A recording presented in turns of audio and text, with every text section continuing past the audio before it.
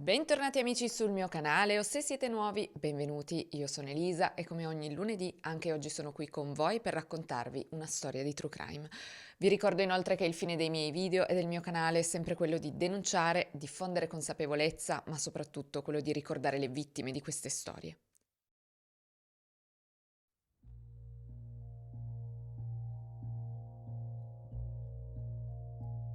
Il DNA è la prova perfetta, o almeno è quello che ci piace credere. Negli ultimi decenni la genetica forense ha rivoluzionato la giustizia americana, ha permesso di identificare colpevoli, riaperto casi irrisolti, liberato innocenti dopo anni di carcere. Ma cosa succede quando una traccia viene interpretata male, magari nell'arco di indagini caotiche e pressioni mediatiche enormi? Il caso di oggi, avvenuto a New York, è uno di quelli che ha acceso il dibattito. Una comunità sotto shock, un'enorme pressione sulle forze dell'ordine per trovare rapidamente un responsabile e una traccia genetica diventata da un momento all'altro il pilastro dell'accusa. We, the jury, find the defendant guilty. Oggi, amici, vi parlo della controversa storia di Karina Vetrano. Karina Ann Vetrano nasce a New York il 12 luglio 1986 dai genitori Philip, chiamato da tutti Phil, e Katie.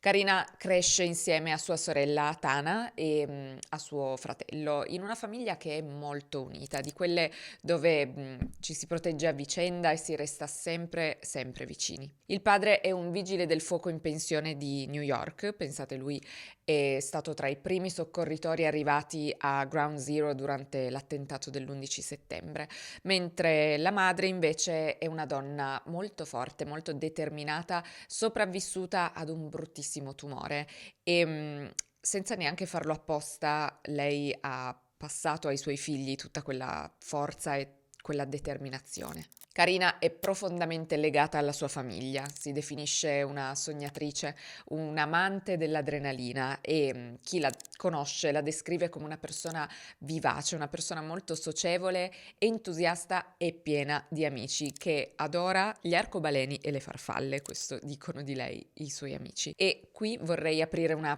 piccola parentesi perché voglio rispondere a dei commenti ricorrenti che molti di voi lasciano sotto ai video, soprattutto quelli in cui descrivo le vittime in modo così positivo, no? Mi scrivete sempre ma possibile che le vittime siano sempre le persone più fantastiche di questo mondo, mai che tu dicono di lei che fosse una stronza. Dato che questa piccola polemica l'ho letta troppe volte, ora ne approfitto per rispondere. È normale che io vi racconti delle vittime usando le parole che sono note su di loro, perché chiaramente io non le conoscevo e solitamente le parole note su di loro sono pronunciate dai loro amici, dalla loro famiglia ed è normale che abbiano cose positive da dire su di loro o che preferiscano ricordarle attraverso i loro aspetti positivi, perché se, non lo so, dovesse succedermi qualcosa di sicuro non penso che mia madre o i miei amici andrebbero in pubblico a dire beh, effettivamente non rispondeva mai ai messaggi, era disordinata, rispondeva male a volte, non lo so. Ci sono dei rari casi in cui la vittima è obiettivamente una persona con talmente pochi aspetti positivi che nessuno li ricorda. Mi viene in mente la madre di Gypsy Rose.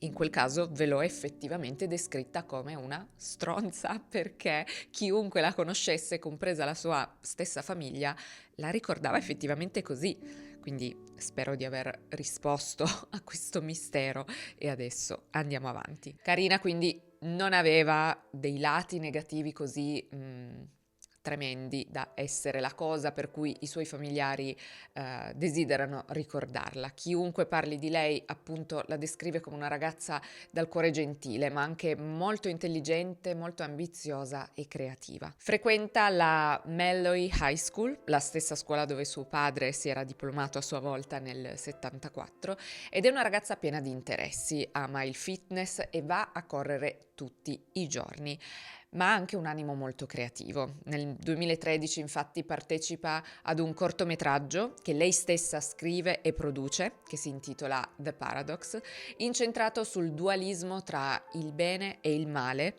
e sul rapporto tra un angelo e un demone che scoprono di essere entrambi allo stesso tempo buoni e cattivi.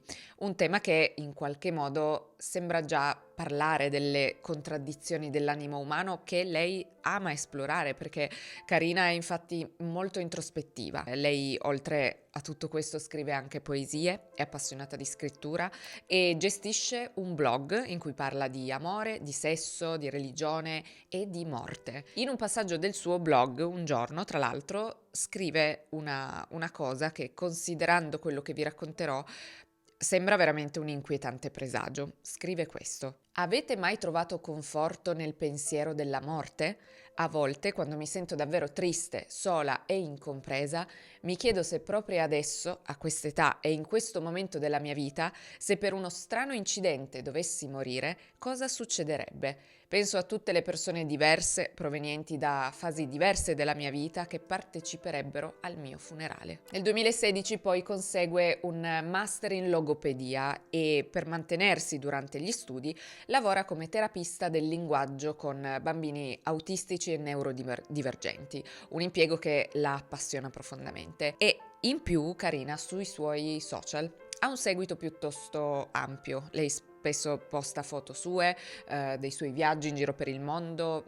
Potremmo dire che Carina è una piccola influencer. E tra l'altro una curiosità che fa venire i brividi perché sembra preso da Final Destination. In uno di questi viaggi Carina ha scampato la morte veramente per un soffio, perché si trova sulla Promenade des Anglais a Nizza solo qualche ora prima dell'attentato terroristico che causerà 85 vittime. Le urla, la folla che si disperde, queste sono le prime immagini riprese da un turista tedesco dell'attentato che ieri, intorno alle 10:30 di sera, a Nizza ha provocato 80 morti e oltre 100 feriti. La ricostruzione degli eventi è tanto semplice quanto drammatica. Un uomo alla guida di un camion, lo state vedendo, si è scagliato a 80 km l'ora sulla folla che assisteva ai fuochi d'artificio sul lungomare di Nizza, sparando.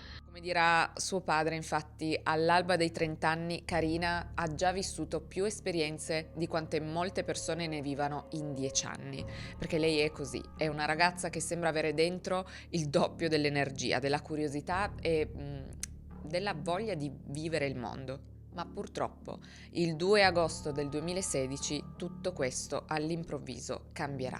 Martedì 2 agosto, intorno alle 16, il padre di Carina, Phil, va a prenderla alla stazione della metro dopo il lavoro. È una giornata come tante, quindi loro fanno quello che facevano spesso, passano da una pizzeria, da Gino's, che è appunto la pizzeria del quartiere, e prendono qualche trancio di pizza da portare a casa e poi rientrano. Una volta a casa rimangono un po' in cucina a mangiare la pizza e scambiano due chiacchiere, e sono loro due da soli perché la madre di Carina in quel momento si trova in ospedale. Come vi dicevo, lei è sopravvissuta ad un tumore e ha comunque ancora alcuni problemi di salute, e in quei giorni si è sottoposta ad un intervento chirurgico, quindi sarebbe tornata a casa quel giorno, però nel pomeriggio verso le 17. Quindi appunto Carina e suo padre mangiano, chiacchierano un po' e poi lei sale in camera e si cambia perché vuole andare a correre. Di solito Carina va a correre sempre con suo padre Phil,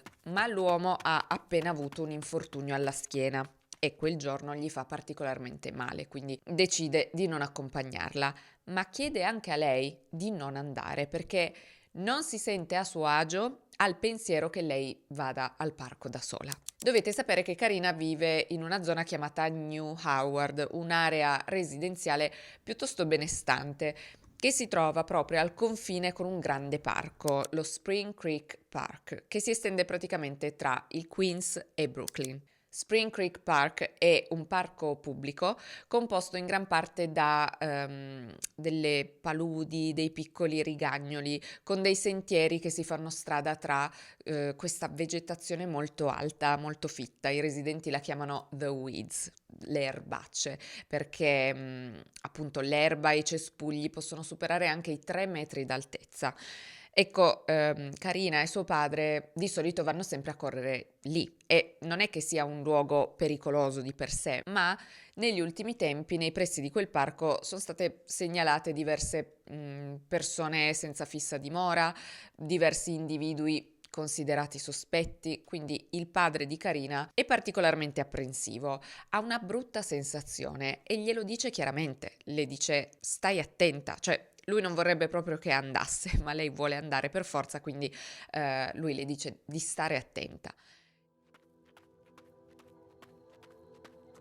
Karina si è lasciata da poco con il fidanzato, quindi ha bisogno di schiarirsi le idee e oltre questo Karina si sta anche allenando per la maratona di Cuba, quindi lei non vuole saltare l'allenamento, vuole andare a tutti i costi. E poi comunque si sente al sicuro perché il parco è vicino casa, è quello in cui va sempre, è frequentato e oltretutto siamo ad agosto, fa buio molto tardi, quindi a quell'ora è ancora pieno giorno. Così Karina esce in tenuta da jogging, porta con sé il telefono e gli auricolari e ascoltando la musica e correndo si dirige verso Spring Creek Park, che appunto dista solo 2 isolati da casa sua. Dopo qualche ora però Karina ancora non torna a casa e suo padre ha una bruttissima sensazione, ha proprio un presentimento, così prova a chiamarla più volte, ma lei non risponde mai. That's a day that I will never forget. I started to worry. I had a feeling. So I called her 3 times, didn't answer, and I went out looking for her. Ha proprio un presentimento, così prova a chiamarla più volte, ma lei non risponde mai. A quel punto Phil è convinto che le sia successo qualcosa perché Karina rispondeva sempre al telefono e a maggior ragione in quella situazione. Lei avrebbe sicuramente risposto, considerando che sapeva quanto fosse già preoccupato suo padre, quindi se non risponde è perché deve esserle successo qualcosa. Phil allora contatta un vicino di casa, un amico d'infanzia che è anche un agente capo dell'NYPD, la polizia di New York, perché lui, essendo un ex vigile del fuoco, ha ancora diversi amici e contatti nelle forze dell'ordine e chiede aiuto a lui per cercarla e allo stesso tempo denuncia ufficialmente la scomparsa alle autorità. E dovete sapere che quello dove abitano i Vetrano è un quartiere dove a quanto pare vivono moltissimi poliziotti con le loro famiglie che, conoscendo Phil, decidono spontaneamente di aiutarlo, formando una squadra di ricerca capitanata proprio da Phil, che ovviamente sa a memoria tutti i percorsi che di solito fa con sua figlia quando vanno a correre. Interviene poi ufficialmente anche la polizia di New York. Per ore circa 50 agenti, unità cinofile e 2 elicotteri con le termocamere perlustrano il quartiere e il parco. La speranza è che Karina si sia persa tra le weeds, le erbacce, o che magari sia caduta, che si sia ferita e che non sia riuscita a rincasare o a chiedere aiuto, ma di lei non c'è traccia. Poi, intorno alle 22:45, mentre continua a lasciare messaggi vocali sul telefono della figlia, Phil ha un'intuizione.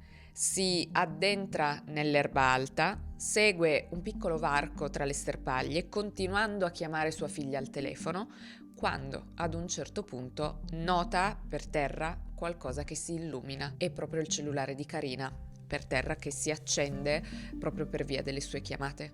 Poco distante la vegetazione sembra schiacciata, quindi Phil si avvicina e lì a terra vede un corpo. È il corpo purtroppo senza vita di Karina. You found your daughter. I did. With the help of the PD.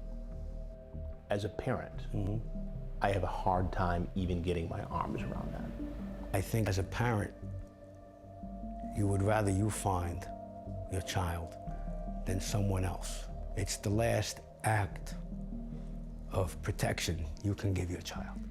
Karina ha un braccio sotto il corpo, l'altro disteso di lato, gli shorts sono abbassati e i calzini sono bagnati come se fosse stata in acqua, anche perché il parco è attraversato, appunto, come vi dicevo, da dei piccoli fiumiciattoli. Phil a questo punto fa qualcosa di comprensibile, ma che assolutamente non si dovrebbe mai fare di fronte ad una scena del crimine. Corre verso sua figlia, si butta su di lei e la solleva, la abbraccia, urla, si dispera.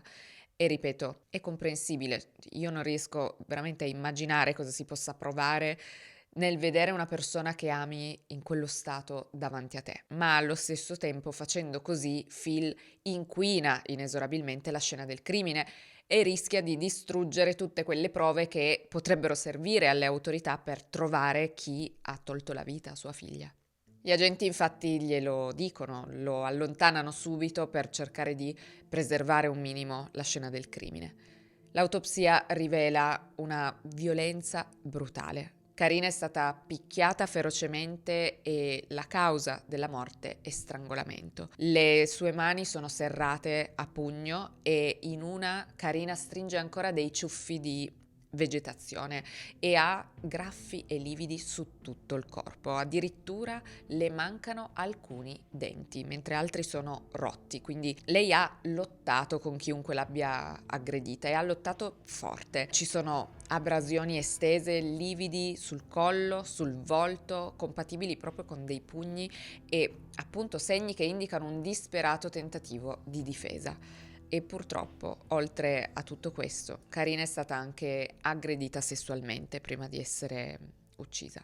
I pantaloncini appunto sono sfilati da una gamba e abbassati sull'altra, il reggiseno sportivo è tirato su e sul suo collo si distingue chiaramente proprio l'impronta di una mano. Phil è sconvolto e il fatto che sia stato proprio lui a trovare il corpo della figlia è qualcosa di agghiacciante. Infatti nascono anche le prime polemiche perché chi ha pensato che potesse essere una buona idea mettere un padre a capo di un gruppo di ricerche? Cioè, i familiari sono troppo coinvolti emotivamente per affrontare qualcosa del genere da soli. Infatti di solito si cerca di evitare che siano proprio i familiari a ritrovare un eventuale corpo, un po' per tutelarli emotivamente perché sarebbe un trauma enorme per loro e un po' proprio per preservare la scena del crimine perché reazioni come quella del padre di Karina sono umane, però appunto sono estremamente controproducenti. E come se non bastasse poi, Phil ha anche l'ingrato compito di raccontare alla moglie, la madre di Karina, Katie, quello che è successo. Katie, vi ricordate, si era appena operata, era appena tornata a casa, infatti alla notizia lei ha un crollo emotivo, inizia a piangere, a urlare per strada e viene chiamata un'ambulanza proprio per paura che possa strapparsi i punti dell'operazione o avere un collasso, ma lei si rifiuta di salire sull'ambulanza perché vuole restare con la sua famiglia. Il giorno dopo, il 3 agosto, a Howard Beach, l'atmosfera è surreale.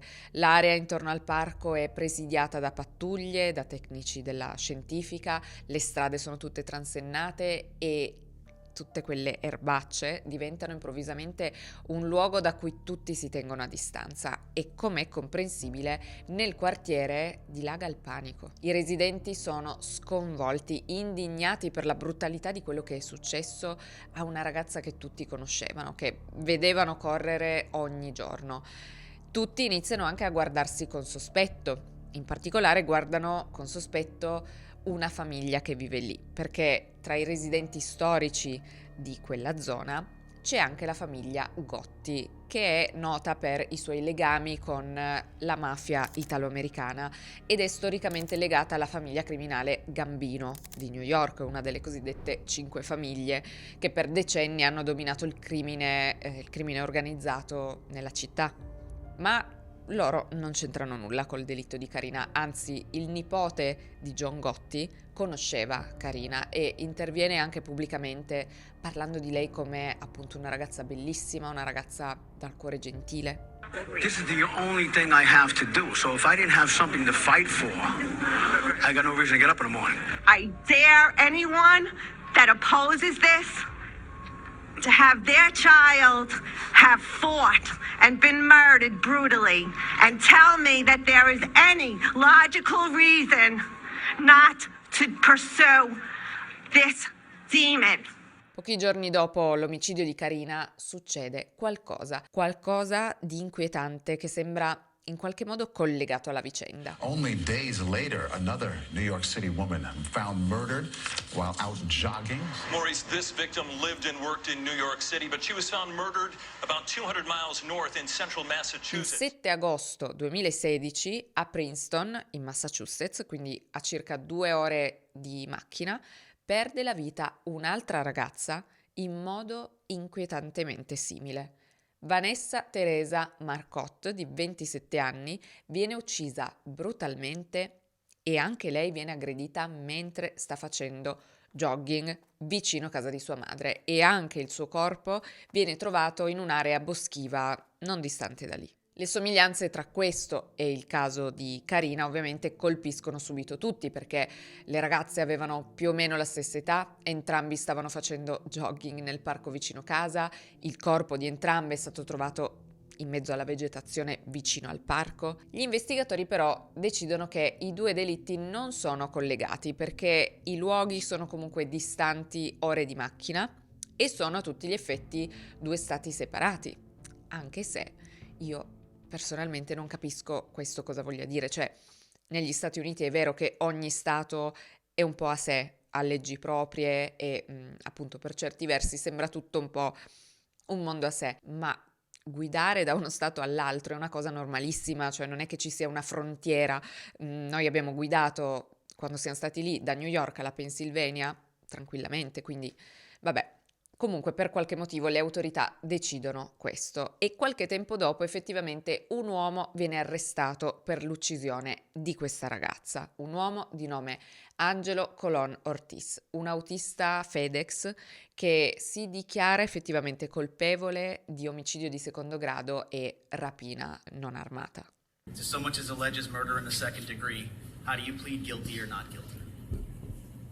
Guilty. Tornando quindi alle indagini nel caso di Karina, le autorità stanno brancolando nel buio, perché sembra a tutti gli effetti che Karina sia stata uccisa da una persona a caso. Cioè sembra che si tratti proprio di un'aggressione randomica, una cosa comunque rara dal punto di vista statistico, perché la maggior parte degli omicidi avviene tra persone che si conoscono. Partner, ex partner, familiari, conoscenti. Gli omicidi commessi da perfetti sconosciuti rappresentano una minoranza e sono estremamente complessi da risolvere, perché ovviamente il responsabile potrebbe essere chiunque, quindi le autorità non hanno una vera e propria pista.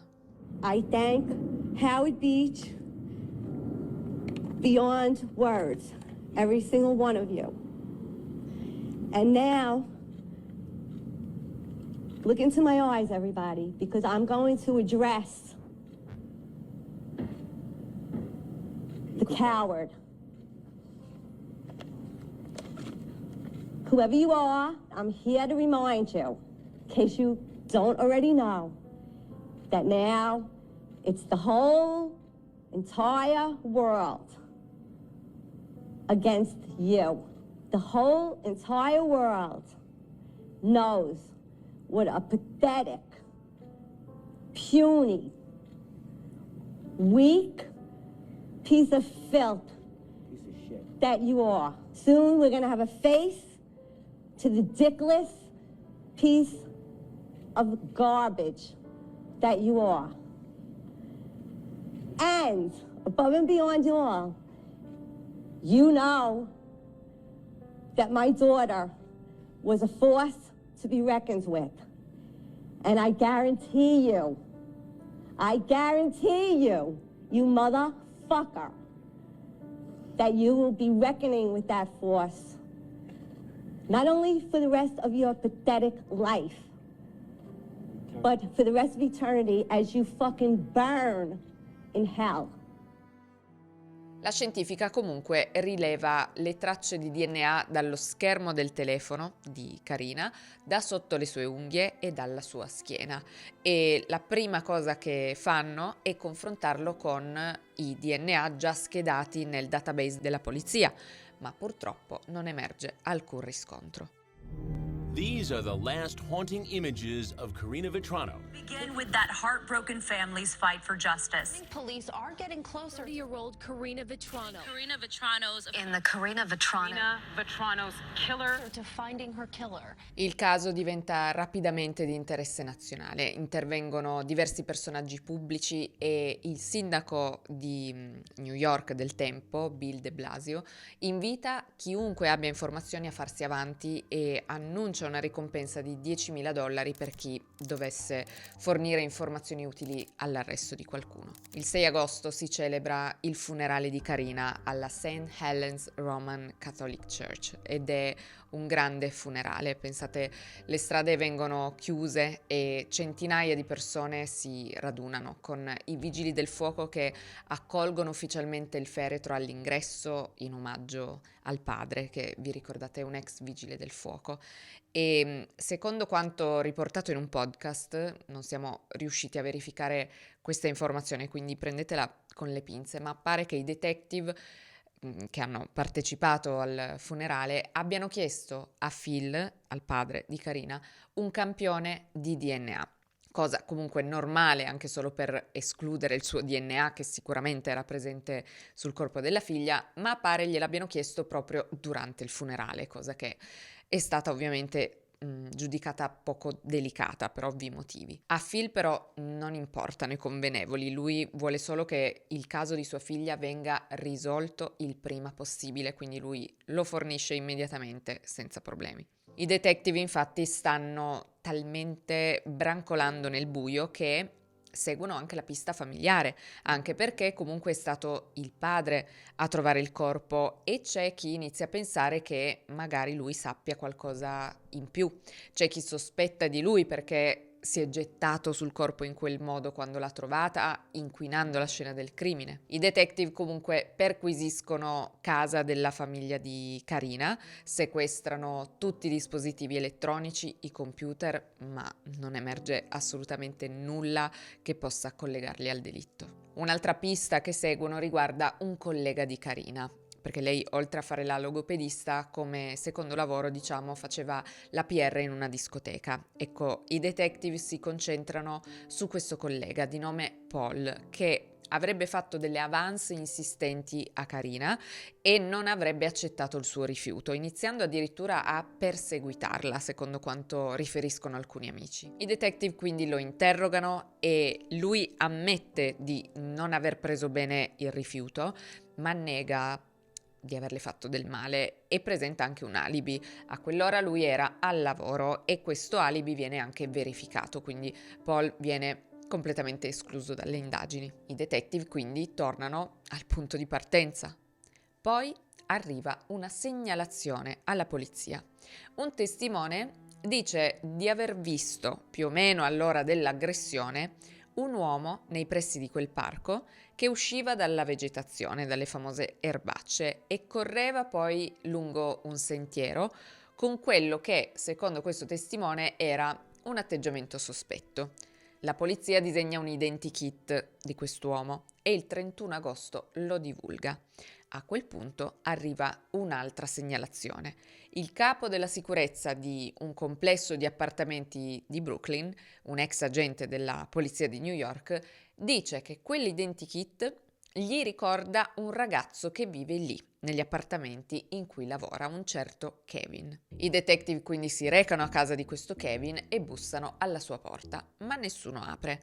Tornano quindi una seconda volta, ma di nuovo nessuno apre e l'appartamento sembra proprio vuoto. Alla fine però riescono a rintracciarlo, ma questo Kevin non è per niente collaborativo, non vuole rilasciare dichiarazioni e soprattutto non vuole fornire un campione del suo DNA. Poi però, durante l'interrogatorio, perché lo interrogano, accetta una sigaretta dal detective e beve da un bicchiere di carta o da una bottiglietta di plastica. Quindi in qualche modo i detective ottengono il suo DNA, ma quando lo confrontano con il DNA trovato sulla scena del crimine e sul corpo di Karina, non c'è nessuna corrispondenza, quindi anche questo Kevin viene escluso dalle indagini. E così per circa 6 mesi non ci sono sviluppi. Il caso resta sospeso mentre la famiglia e un intero quartiere attendono delle risposte. Nel dicembre del 2016 entrano in gioco anche i federali, quindi l'FBI e la polizia di New York iniziano a lavorare insieme e elaborano un profilo dell'aggressore partendo dal DNA raccolto sulla scena e scoprono così che l'aggressore sarebbe un uomo afroamericano. Vengono quindi raccolti i campioni di DNA da diversi volontari nella zona, uomini neri che volontariamente forniscono il proprio DNA alle autorità, cosa che, considerando il rapporto storicamente complicato tra la comunità nera e le forze dell'ordine negli Stati Uniti, non è un gesto scontato. La fiducia nelle istituzioni per molti afroamericani è stata messa a dura prova da decenni di discriminazioni, profilazioni razziali e trattamenti a dir poco ingiusti. Quindi per questo la disponibilità di centinaia di uomini, perché hanno raccolto qualche 350 campioni di DNA, a sottoporsi volontariamente al test del DNA è un atto di collaborazione veramente importante in un contesto che comunque non è neutro. Inutile dire però che anche da questo DNA non viene fuori nulla, anche perché dubito fortemente che l'aggressore di Karina possa mai decidere di fornire volontariamente il suo DNA alle autorità. Nel quartiere cresce il malcontento, la comunità è coinvolta emotivamente e le persone raccolgono circa $300.000 tramite donazioni e tramite questa campagna GoFundMe per sostenere sia le ricerche sia la ricompensa. Molti iniziano anche a criticare apertamente il Dipartimento di Polizia perché la sensazione è che l'indagine sia in stallo. Poi, nel gennaio del 2017, succede qualcosa. 911, where's the emergency? Hi, it's not an emergency. It's a suspicious male. A suspicious man or male, like piece of male you see it? Single male. Walking around. He keeps walking around the block. So, and there's a suspicious person just walking back and forth around the block? Yeah, he's looking in yards around different blocks just by himself. Yeah, just walking up and down the blocks with a hood on. Il detective John Russo ripensa ad un episodio avvenuto il 30 maggio del 2016, quindi 2 mesi prima dell'omicidio. Quel giorno lui era fuori servizio e stava passeggiando con le sue 2 figlie, quando aveva notato un uomo che gli era sembrato sospetto perché, nonostante il caldo, faceva molto caldo, indossava le maniche lunghe e una felpa col cappuccio e se ne stava lì fermo osservando le abitazioni, le case di quella strada lì. Il detective Russo, per deformazione professionale suppongo, lo aveva seguito per circa 45 minuti e aveva persino segnalato la cosa alla polizia, ma l'uomo era riuscito a dileguarsi. Però insomma quest'uomo non stava facendo assolutamente nulla di illegale, cioè pensa a segnalare alla polizia una persona perché indossa le maniche lunghe e perché fissa una strada. Ah, spoiler, l'uomo era nero. Il giorno dopo però un'altra persona, un commerciante, segnala alla polizia una persona che, di nuovo secondo lui, è sospetta, che si aggira nel parcheggio della sua attività. Un ragazzo afroamericano di circa 20 anni, probabilmente lo stesso uomo visto dal detective Russo.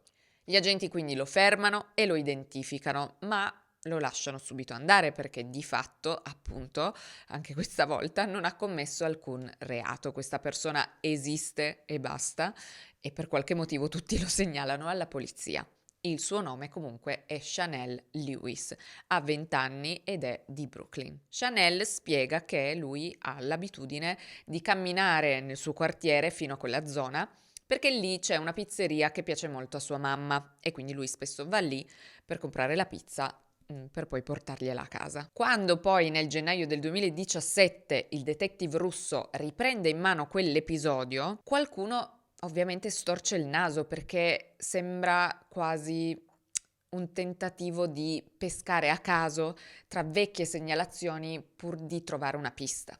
C'è infatti chi parla apertamente di una caccia all'uomo nero, soprattutto considerando che Howard Beach, dove viveva Carina è un quartiere prevalentemente bianco, con solo l'1,5% dei residenti afroamericani. Ma nonostante le polemiche, il 31 gennaio 2017 la polizia rintraccia Chanel Lewis e gli chiede un campione del suo DNA che lui fornisce senza opporsi. Quando gli chiedono dell'omicidio, lui dice di averne sentito parlare in televisione, ma non ne sa niente, ma in tutto ciò lui ha un atteggiamento molto tranquillo e non appare agitato. Eppure, pochi giorni dopo arriva la svolta nel caso, perché il suo DNA è compatibile con quello trovato sulla scena del crimine, quindi il suo DNA era presente sotto le unghie di Carina e sulla sua schiena. La sera del 4 febbraio 2017, quindi, Chanel Lewis viene arrestato per l'omicidio di Carina Vetrano.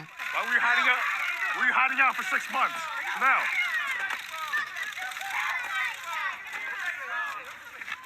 Now, anything you have to say to the family? Uniform.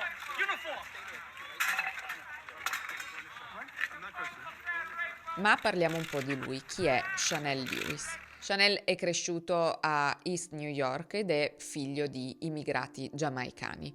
La madre, Veta, lavora come assistente infermieristica mentre il padre Richard fa l'insegnante.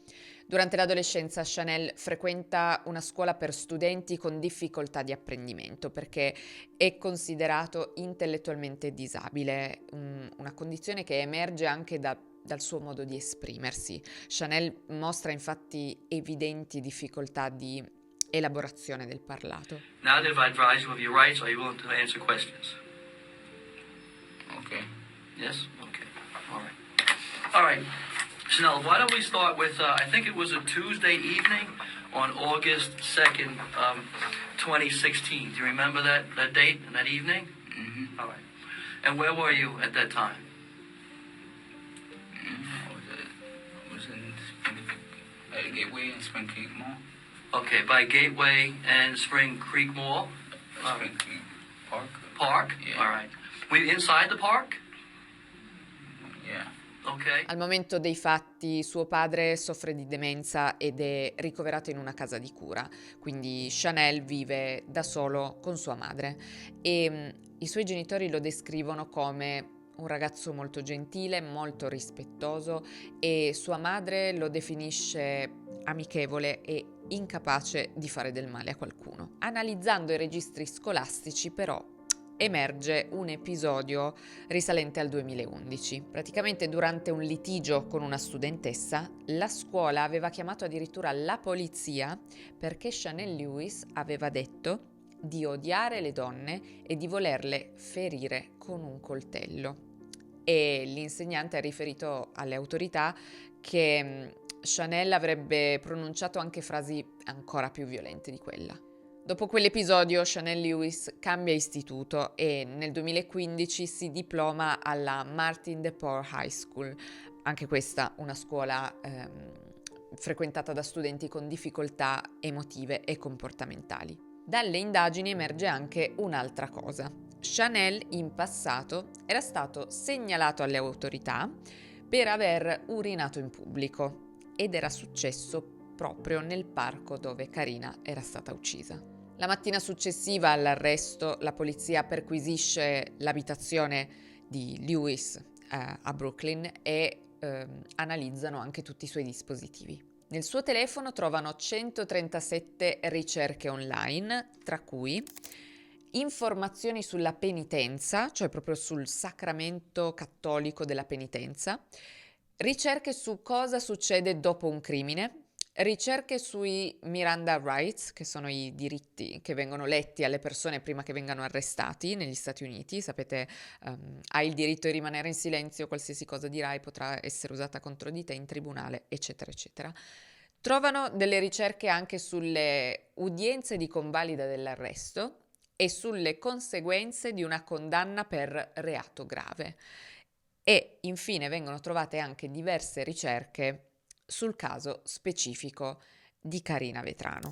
E qui ci sono pareri contrastanti, perché per qualcuno questi elementi, queste ricerche sono indizi palesi della sua colpevolezza, per altri invece non significano niente, cioè non per forza dimostrerebbero un suo coinvolgimento, perché potrebbe anche aver cercato quelle cose per curiosità, come d'altronde farei anche io, che sono sempre curiosa e mi piace informarmi sui casi, ma lo facevo anche prima di fare questo lavoro. Chanel Lewis però appunto viene arrestato, quindi a questo punto il caso prende una nuova forma, perché non è più la storia di un'aggressione senza un colpevole, adesso un volto c'è. Il 5 febbraio 2017 al distretto di polizia del Queens si tiene il primo interrogatorio a Chanel Lewis, ma le modalità con cui viene condotto diventeranno oggetto di un ampio dibattito pubblico. Lewis resta in custodia per circa 11 ore e durante quel tempo viene appunto interrogato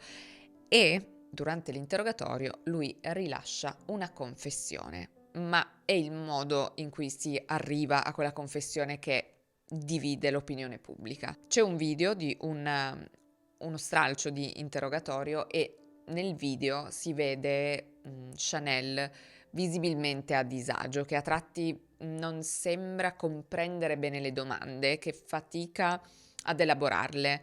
In altri momenti risponde rapidamente, ma in modo molto semplicistico, cioè come se cercasse di adattarsi a quello che gli viene chiesto, cioè come se rispondesse quello che pensa che la persona davanti a lui vorrebbe sentirsi dire. Lewis, se vi ricordate, ha una disabilità intellettiva documentata e questo elemento diventa centrale nell'analisi di quello che accade in quella stanza. All'interrogatorio sono presenti tra gli altri un procuratore distrettuale e un detective e il tono delle domande è molto incalzante, quasi processuale. Si fa costantemente riferimento alle prove del DNA e il procuratore pone spesso domande chiuse, a risposta sì o no, soprattutto quando Lewis prova a fornire spiegazioni più articolate che però non combaciano con l'impostazione dell'accusa. In un passaggio, per esempio, Lewis descrive di aver sollevato la vittima prendendola per le caviglie e caricandola sulle spalle, una dinamica fisicamente improbabile date le sue dimensioni. Ma a quel punto gli investigatori allora riformulano la domanda suggeriscono loro che forse l'aveva presa per le braccia e non per le caviglie, giusto? E lui infatti dice sì, modifica la sua risposta. I got her by ankles and then picked her back from her back and put her in the bushes. Okay. Like, can you just describe to me like how you moved her? What part of the body were you holding when you moved her? Like on the hands. Okay, on up her back. Were your hands holding her arms or were your hands under her arms or like holding it? Your hands were holding one hand on each one of her hands? Like how you just somebody, yeah. You were dragging her by the hands or the arms, right? Yeah. Cioè quindi lui viene guidato domanda dopo domanda e verso la fine dell'interrogatorio Chanel Lewis sembra persino chiedere se stia dicendo o meno la cosa giusta. Okay, the time is... I'm sorry. Talking about what you was talking about with him? Rest of what? What? Call again, whisper what? You said it. I said, did you have any friends in the area? You said no, right? No, whisper to me. Wait, it was something you said. Al momento però il video si interrompe e per alcuni questo dettaglio alimenta il sospetto che possa esserci stata una pressione ulteriore anche fuori dalla registrazione. Però rimane il fatto che Chanel Lewis confessa. Lui racconta di aver incontrato Karina mentre faceva jogging in un'area isolata del parco e dice che in quel momento lui si sentiva disturbato, si sentiva arrabbiato per questioni personali. Afferma di aver perso il controllo quando l'ha vista e di averla colpita più volte, tanto da appunto romperle un dente e poi di averla strangolata. Descrive una lotta breve ma molto intensa durante la quale Karina avrebbe cercato di difendersi graffiandolo sul viso. Nega però qualsiasi componente sessuale nell'aggressione, sostenendo che i vestiti di Karina si siano abbassati durante la colluttazione. La madre di Chanel Lewis però riferisce poi qualcosa di molto importante ai detective. Racconta loro che la sera del 2 agosto, la sera della morte di Karina, suo figlio Chanel era rientrato in casa tutto in disordine, con i vestiti tutti strappati. Quando gli aveva chiesto cosa gli fosse successo, lui aveva detto di essere stato aggredito e derubato da alcuni uomini, ma non risulta nessuna denuncia né nessuna prova di quell'attacco. Inoltre, il padre, Richard, dichiara di averlo anche portato in ospedale il giorno dopo, il 3 agosto, per una ferita alla mano e numerosi graffi sulle braccia, circostanza confermata dai registri medici. Il processo contro Chanel Lewis inizia il 5 novembre 2018, ma nonostante la confessione resa mesi prima, lui si dichiara non colpevole. Durante il dibattimento l'accusa presenta la confessione, le tracce di DNA che lo collegano alla scena e le ricerche effettuate dal suo telefono, tutti elementi che messi insieme vanno a costruire il quadro probatorio su cui si basa la richiesta di condanna. La difesa però attacca su più fronti, sostiene che l'indagine fosse viziata da un profiling razziale, cioè secondo gli avvocati una volta definito dal DNA che l'aggressore aveva ascendenza afroamericana, l'attenzione degli investigatori si sarebbe concentrata esclusivamente sugli uomini neri della zona e viene sottolineato anche il fatto che, come vi dicevo, Howard Beach è un quartiere a larghissima maggioranza bianca con una presenza afroamericana molto ridotta. Per questo il fatto che l'indagine abbia portato a fermare e poi riesumare il nome di Chanel Lewis, già identificato mesi prima per via di quegli episodi senza molto senso, viene letto da alcuni come il risultato di una pressione investigativa orientata in una sola direzione. Quindi, secondo la difesa, per questi motivi le prove dovrebbero essere escluse. In aula poi viene fatta ascoltare alla giuria la confessione e i suoi avvocati, gli avvocati di Chanel Lewis, insistono sul fatto che quella confessione sia stata estorta in modo coercitivo, sottolineando incongruenze, facendo domande suggestive, pressioni psicologiche. Tentano anche di mettere in discussione la scena del crimine, sostenendo che Phil, il padre di Karina, sollevando il corpo della figlia, possa averla appunto di fatto contaminata. Lewis poi nella confessione aveva indicato un presunto movente, ovvero, vi ricordate, aveva detto di essere alterato, arrabbiato per motivi personali, cioè lui racconta che al momento del fatto era arrabbiato con un vicino per la musica troppo alta e che vedendo Karina una cosa ha portato all'altra, queste sono state le sue parole. Ecco, anche questo movente per molti sarebbe un po' troppo fragile, quasi improbabile. Il DNA ovviamente però è il fulcro del processo.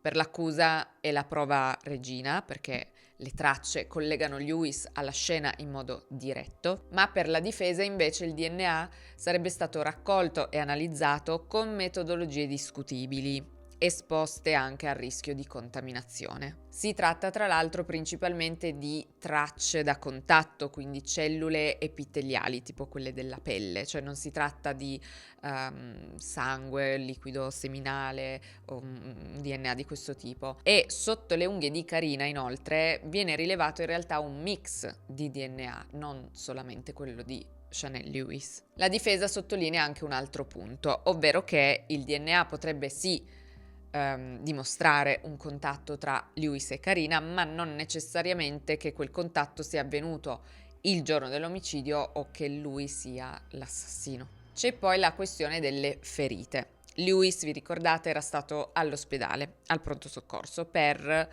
una ferita alla mano. Ai medici aveva detto di essere caduto mentre correva, ma i medici sostengono che quelle ferite fossero compatibili più che altro con un pugno. Ma il referto medico non parla di graffi al volto o alle braccia, mentre invece l'accusa aveva sempre sostenuto che Karina avesse graffiato il suo aggressore, spiegando così la presenza del DNA sotto le unghie. and we're paying your salary. No justice! No justice! Il caso, insomma, è molto divisivo e fuori dal tribunale si tengono diverse manifestazioni in sostegno di Chanel Lewis, con blocchi del traffico e molte tensioni anche tra le famiglie, perché la famiglia di Karina è convinta della colpevolezza di Lewis, mentre invece la famiglia di Lewis lo difende con altrettanta convinzione, quindi il clima in generale è molto acceso. It's all make-up things with the prosecution, the judge, the police, and they put it on my son Chanel. Il 21 novembre 2018 la giuria dovrebbe emettere un verdetto, ma alla fine comunica di non averne raggiunto uno unanime, quindi il processo è da rifare completamente. Nel marzo 2019 quindi inizia il secondo processo, ma il 28 marzo la difesa riceve una lettera anonima. L'autore dice di essere un membro del Dipartimento di Polizia e scrive alcune cose riguardo le indagini del caso di Karina. Scrive che inizialmente si stava indagando su 2 uomini bianchi, ma che poi l'attenzione è stata spostata su un uomo di colore. La lettera però appunto è anonima e quindi non si sa chi l'abbia scritta. La difesa quindi chiede un'altra udienza o in alternativa l'annullamento anche di questo processo, ma il giudice respinge entrambe le richieste. Il secondo processo quindi si fa e l'accusa questa volta presenta anche i dati di geolocalizzazione del telefono di Lewis che lo collocherebbero vicino alla scena del crimine nell'orario dell'omicidio. I familiari di Karina durante le udienze prendono la parola. Phil dice queste parole riferendosi a Chanel Lewis. Quel mostro è responsabile di aver ucciso 4 persone la notte del 2 agosto. Una è in cielo, le altre 3 camminano sulla terra come zombie, aspettando solo di morire per poter essere di nuovo con Karina. Ovviamente riferendosi a se stesso, a sua moglie e al fratello di Karina. La madre, Katie, si rivolge direttamente a Lewis accusandolo di fingere fragilità emotiva per suscitare compassione, definendolo un assassino senza rimorso. Lewis però continua a dichiararsi innocente e dichiara queste parole in aula: "Sono innocente, mi dispiace per la perdita della famiglia, ma non sono stato io." I'm sorry for the family's loss, but I didn't do this.